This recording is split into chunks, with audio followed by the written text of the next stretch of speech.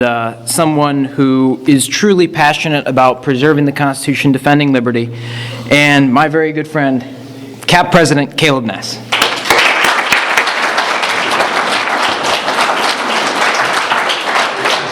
Well, he's going on and on about his suit, which is probably made in Haiti. And he has nothing on my nose, I guess, apparently, so. Oh, goodness. The nose was made in America. Yeah, that was made in America, that's for sure. At least you can't say anything about that, about where it's made from. But don't forget, the problem is with China. So, all right, no, I appreciate that intro. And Isaac, you guys, your names are too close. Isaiah and Isaac. Anyway, thank you for that. That was excellent. I thoroughly enjoyed it. So, no, I want to speak to you tonight. Yeah, it is tonight now, isn't it? Afternoon flies by when you're having fun. But I want to speak to you tonight about some things that I believe are extremely important to the way that our nation operates. And the fact is, I don't care where you're from, who you are, or what you think, this is the supreme law of our land. It was voted in as such. And anything that's added thereto is also the supreme law of our land. And when I mean that, I mean the amendments. And in 1787, the Founding Fathers met in Philadelphia, and they worked all summer long on the document we call the Constitution of the United States. And in my honest belief, besides the Bible, it is the single most greatest document ever produced. Obviously, the Bible wasn't produced by the hands of man, but the greatest document ever penned. And I believe it's something that needs to be kept, preserved, and it's something that needs to be held on to with an extreme grasp by freedom-loving Americans. Because as Ronald Reagan said, it is the last best hope for men on earth. And I want to talk to you today. They met in 1787. They made the Constitution. They rolled it out on the red carpet, September 17th, 1787. It went out to the states, and then, of course, as you would think, it started being debated, and two sides were made: the Federalists and the Anti-Federalists. And the Federalists wanted to see the Constitution put into law. The Anti-Federalists was like, "All right, hold on, we got to look at this a little longer." And they debated and they debated, and a lot of the states. Of course, they all had state conventions, and they looked at the Constitution to see what their state would decide on, whether they should adopt it or not, and ratify as their national constitution. And a lot of the states walked away from those meetings saying, we'll approve it, but only under the understanding that it has to have a Bill of Rights. And as we've talked about this quite a bit tonight, is basically the fact we need a list of the rights of man that will be protected by this government. And we understand that these are God-given, inalienable rights, and that they cannot be taken from government, but that we are going to preserve them as a government, which is the job of the government, is to preserve and protect freedom and liberty and the rights of people. So, in 1788, New Hampshire ratified the Constitution, making it the supreme law of the land. However, many people were distressed about the lack of the specific list of rights that would be given to the people. The Anti-Federalists in particular were alarmed by this. In the state of Virginia, James Madison was running for the first Congress under the new Constitution, and another man who is of high reputation named Patrick Henry was against him because Patrick Henry himself was an anti-federalist and James Madison was a federalist. And Patrick Henry did not want to run for the office himself, but he influenced a man named James Monroe to run for the same position. And so they of course were in the election process, and James Madison, basically, if you want to say, if he made a concession or whatever, he said, if you elect me, I will work to make sure a Bill of Rights is added to the Constitution in the first Congress. And as a result, he was elected.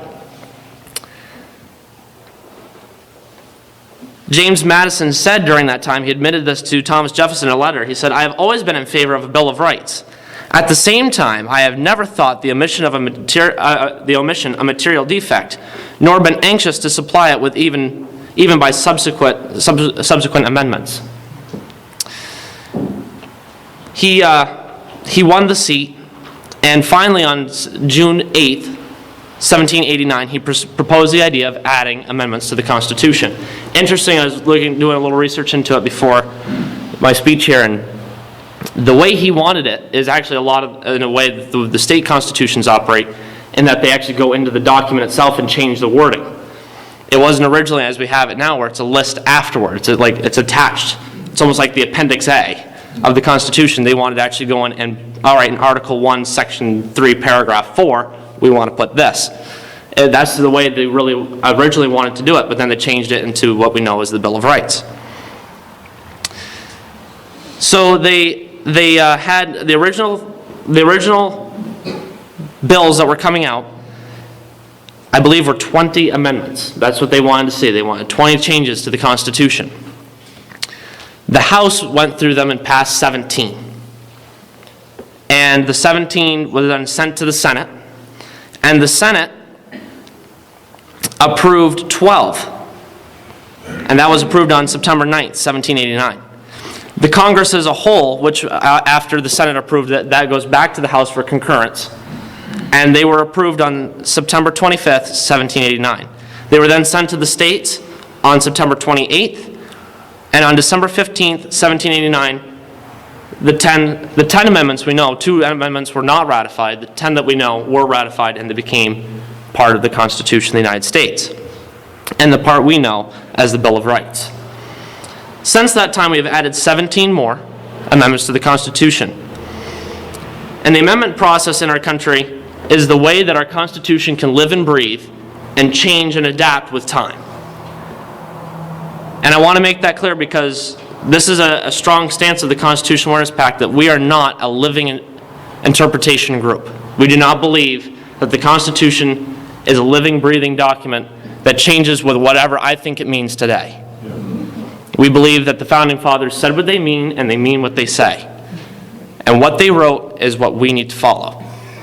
And like what Isaac said with the last will and testament, you don't go changing that, you don't go changing my Constitution. So, the amendment process is the way that it changes over time, and it can adapt to the age in which it's going through. The Constitution can adapt to meet the needs of the American people in the time that they're in.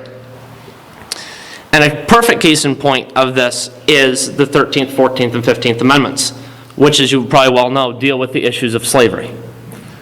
And I believe very strongly that they made the right decisions on that.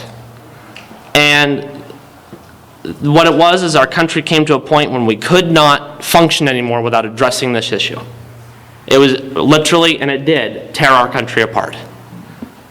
And so when we were able to reunite and discuss these things, the 13th, 14th, and 15th Amendments of the Constitution were added. It was not a thing that the politicians in Washington just said, well, this is what we're deciding it says today. They said, all right, we have to change the law. We have to make it very clear that slavery and voluntary servitude, as they put it in the amendment, is illegal.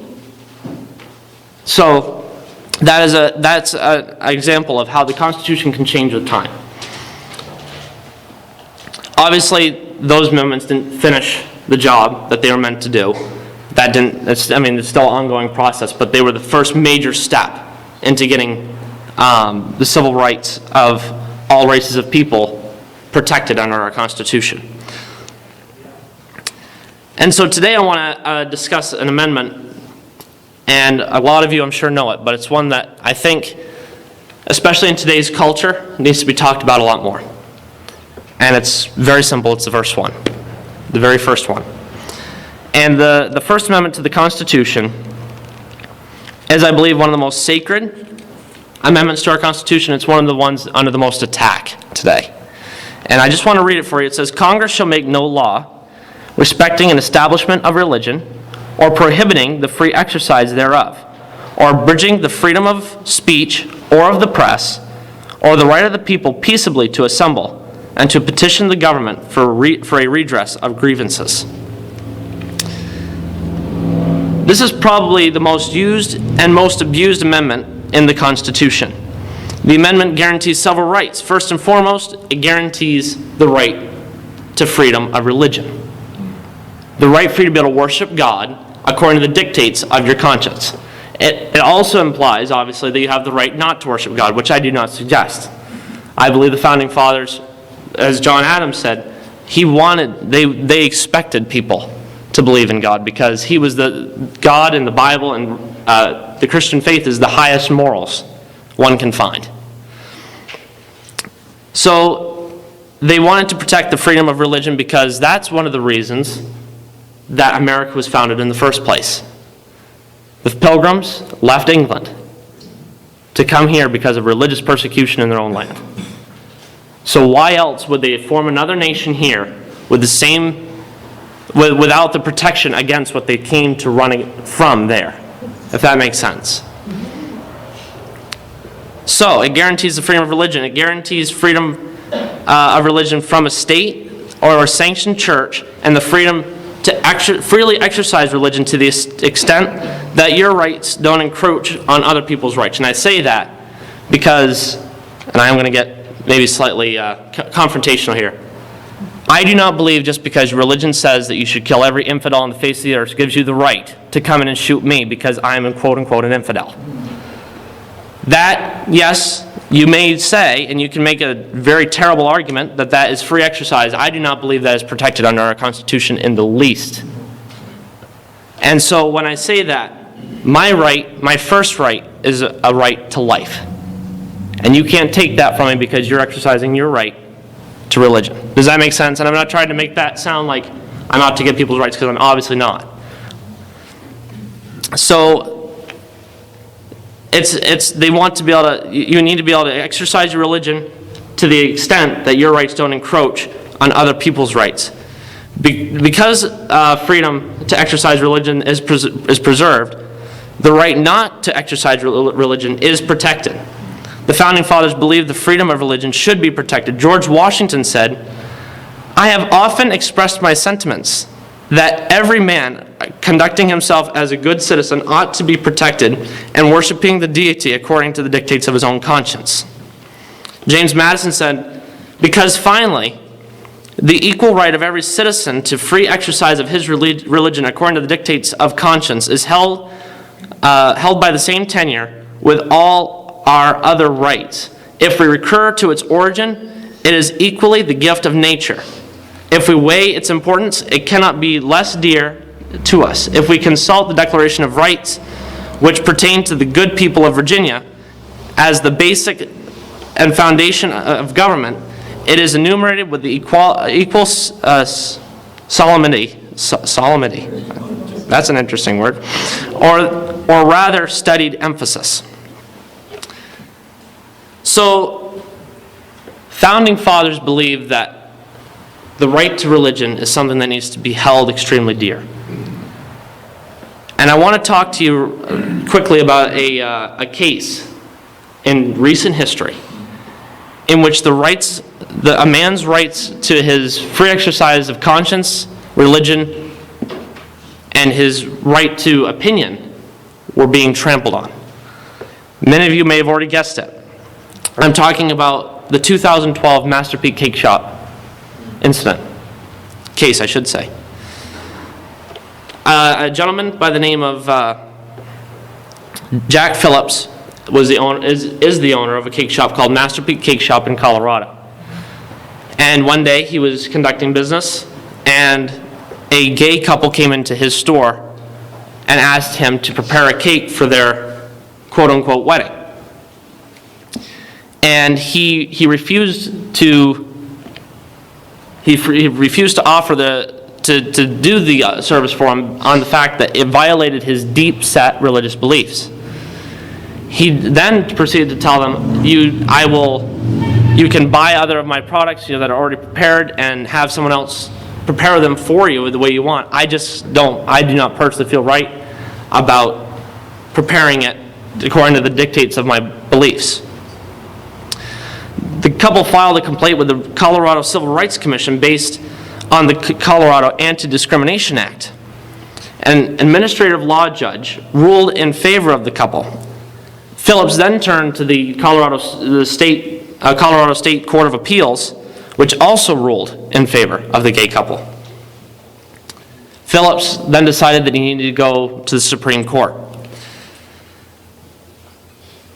The Alliance Defending Freedom, a group who provides legal protection for cases like this, represented Mr. Phillips. However, on the other side, the Colorado Civil Rights Commission and the ACLU were defending the gay couple. The Supreme Court of the United States agreed to hear the case and began hearings on December 5th, 2017. So I'm talking, this is recent history. In short, the Supreme Court made the right but limited decision in ruling for the cake shop. The reason this is a right answer is that Mr. Phillips made the decision not to make a cake for the gay couple he made the decision not to make the cake on a deep-seated religious belief. And the court recognized that. It was entirely protected under the First Amendment not to have to violate his conscience to do that act. In the same case, we deal with the second part of the First Amendment, which talks about the freedom of speech. The freedom of speech, this is the way I put it in my notes. Cake decoration is an art. I can only imagine trying to decorate cakes every day. That would take a lot of time and concentration, which I have neither. So, but it's an art. And art is a form of speech. Freedom of speech is one of the most abused freedoms today. And people qualify almost everything that could even be remotely twisted into being offensive.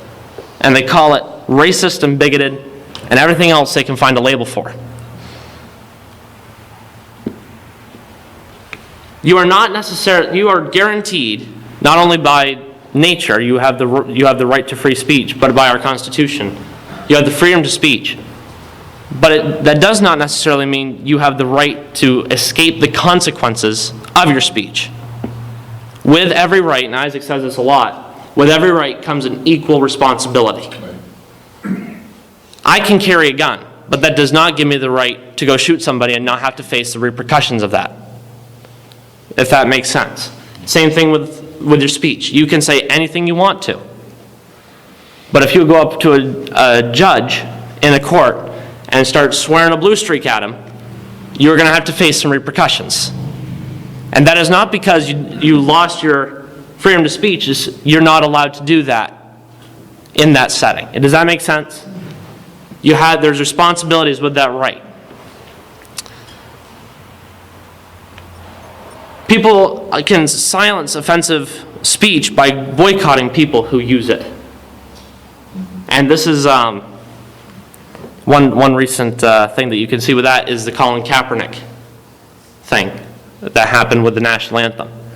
He made the whole deal of kneeling at the national anthem, and many people after that not only boycotted the NFL, but then when he went to go work for Nike, a lot of people started boycotting Nike. That's a correct way to, in a quote-unquote way, punish somebody's speech, if that makes sense. He had the right to say what he said. He's an American. He has the right to say what he said, but it does not mean that I have to be supportive of what he's doing. If there is a business that is racist and praxist, don't be a patron of that business. It's as simple as that. Words do have meaning, and we must realize that not all speech is expedient to be used. George Washington said, "If freedom of speech is taken away, then dumb and silent we may be led like sheep to the slaughter." Benjamin Franklin said, "Freedom of speech is a principal pillar of a free government. When this support is taken away, the constitution of a free society is dissolved, and tyranny is erected in its ruins. Republics and limited monarchies derive their strength and vigor from a popular examination into the action of the magistrates."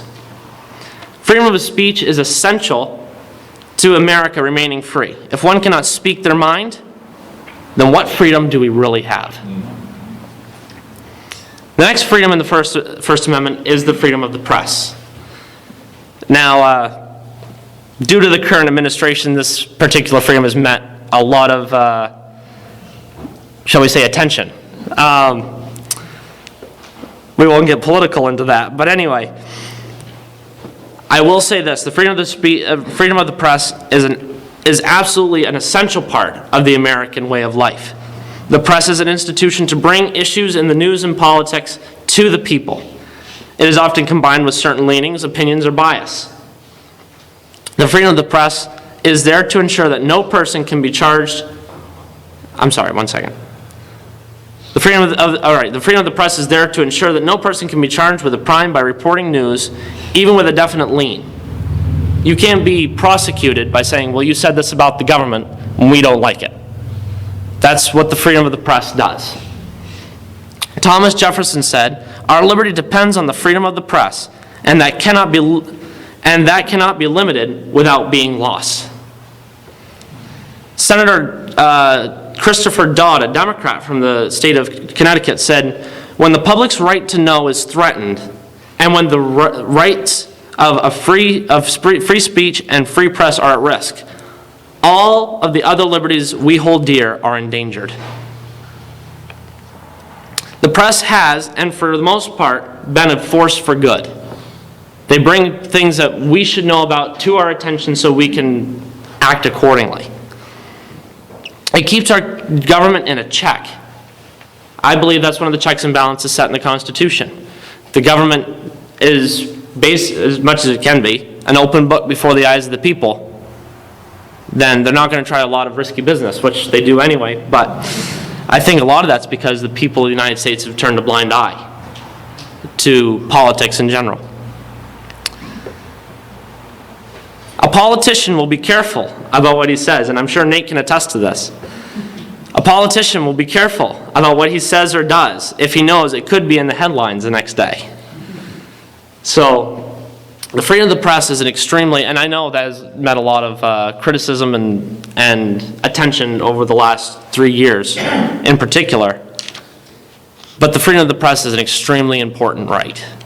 And that's one we need to, like I said, if you don't like something, the way something's portrayed, you can boycott that type of speech and press. But the fact is, we still need to work as hard as we can to preserve the right to do it. So, remember that. Lastly, in the First Amendment, we have the right to redress of grievances of the government. And this isn't a freedom that makes the First Amendment famous, but it is absolutely essential to the fabric of this nation.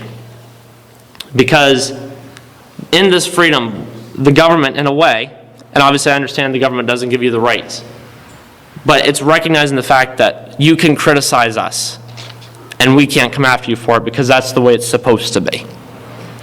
So, not a lot can be said on the redress of grievances, but that's what gives us the right to make the protests that march on Washington. And, I'm all for protesting, as long as it's done in a peaceful, respectful manner. It shouldn't be done with any type of violence, or it shouldn't be done in a way that is going to coerce people into submission. It needs to be done in a way through persuasive talk and negotiation. That's the way that this freedom was meant to be used. So I wanted to mention that. And one other thing I wanted to mention before I get done. A lot of people look at the Constitution and they're like, well, the premise of the Constitution is a good idea. There's 3 branches of government, they all work together, they get things done. But the problem is, it's not working anymore.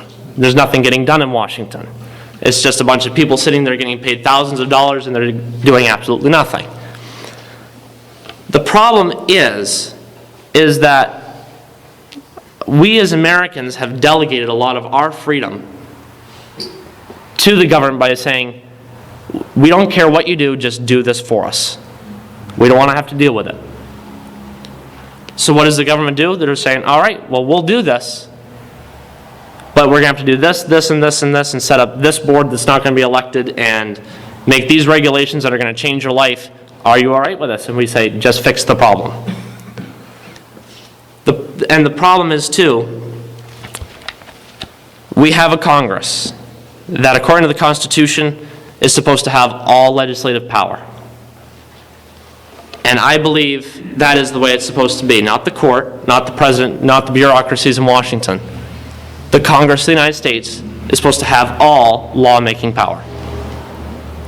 The problem is because we've given so much power to the president and to the courts, the Congress steps back and says, well, we don't want to have to deal with it. We have to face an election in 2 years.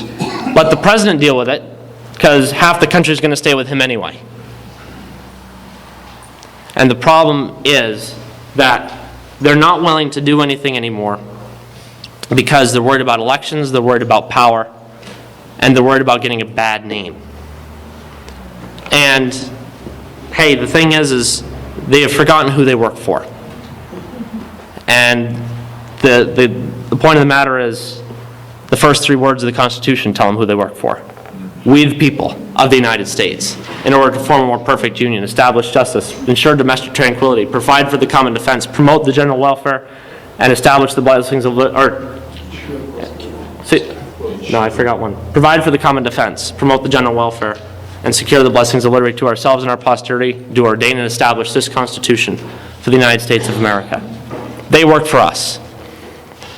And what I've seen in it's come to my attention in recent days is they're more worried about their colleagues in the different houses and what their party leadership is going to think of them. And are they going to be able to get that leadership position in the next term than they are working for the people who elected them. So that's why the Constitution is so important, is because, and that's why the CAP is here, is we need to inform the people so they can elect people that are running for office who are going to preserve the Constitution, and they're not going to work for a political party. They're going to work for the American people. So I just wanted to express those things to you, and hopefully it's been a help to you in some way. Thank you very much for coming tonight.